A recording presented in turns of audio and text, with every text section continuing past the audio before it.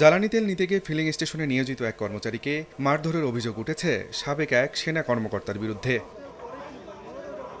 Filling station কর্তৃপক্ষ জানায়, শুক্রবার নগরীর সুরমা ফিলিং স্টেশনে দুই দিকে চলছিল তেল বিক্রি। এ সময় লাইনে দাঁড়িয়ে থাকা এক মোটরসাইকেল আরোহী নিজেকে সেনা সদস্য পরিচয় দিয়ে লাইন ছাড়া তেল না দিতে হুঁশিয়ারি দেন।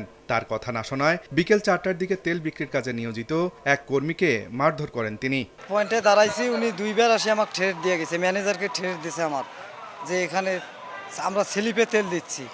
উনি দুইবার ঠেট দেওয়া, তিনবারে এসে আমার কোনো কথা নেই, চোখের মধ্যে আগে মারছে, তারপর হেলমেট দিয়ে মাথার মধ্যে মারছে। সারা মাসে তেল নেয়, মাস শেষে আবার পেমেন্ট করে, তাদের তেল দেওয়া হয় আলাদাভাবে। এইটার কারণে ক্ষিপ্ত হয়ে হামলা করছে। উনি আসলে বুঝতেও পারেননি যেটা আসলে এভাবে তেল দিচ্ছে। আমরা তো অনেকক্ষণ দীর্ঘক্ষণ ধরে লাইনে দাঁড়িয়ে আছি, এভাবে যদি তেল দেয় তাহলে তো আমাদের অনেক সময় লাগতে পারে। সেজন্য সে না বুঝেই দৌড়ে এসে একটা ঘুষি মারছে। তবে সাবেক ওই কর্মকর্তা বলেন, দীর্ঘ 4 থেকে 5 ঘন্টা লাইনে দাঁড়িয়ে থাকলেও ফিলিং স্টেশনের কর্মচারীরা লাইন ছাড়া তেল দিচ্ছিলেন। এ সময় মেজাজ হারিয়ে কর্মচারীর গায়ে হাত তোলায় দুঃখ প্রকাশ করেন তিনি। যারা লাইনে ছিল অনেকেই পিছন থেকে এসেও এরকম দু একজনকে আমি দেখেছি। আমি নিজেও বলেছিলাম যে এটা করিয়েন না, এটা করছেন কেন? আমরা এতক্ষণ ধরে লাইনে দাঁড়া আছি, 1টা থেকে 4:30 পর্যন্ত আমি লাইনে দাঁড়াচ্ছিলাম।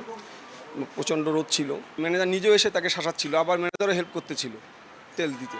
আসলে রোদ্রে দাঁড়াচ্ছিলাম দীর্ঘক্ষণ, আমি আসলে তাকে মারাটা আমার ঠিক হয়নি, গায়ে হাত তোলা ঠিক হয়নি। আমাকে ধাক্কা মারছে, এটা আমি নিতে পারি নাই তো আমিও ওই ধাক্কা মারতে গিয়ে এই ঘটনাটা ঘটে গেছে। তবে ফিলিং স্টেশন কর্তৃপক্ষ জানায়, কিছু না বুঝেই ওই ব্যক্তি হট্টগোল শুরু করেন।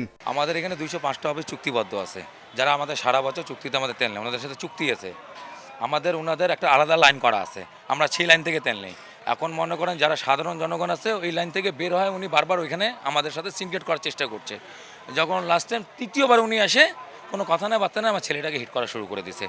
এ ঘটনায় সন্ধ্যা 7:30 পর্যন্ত রংপুরে ওই ফিলিং স্টেশনের অফিস কক্ষে আটকে রাখা হয় সাবেক ওই সেনা কর্মকর্তাকে।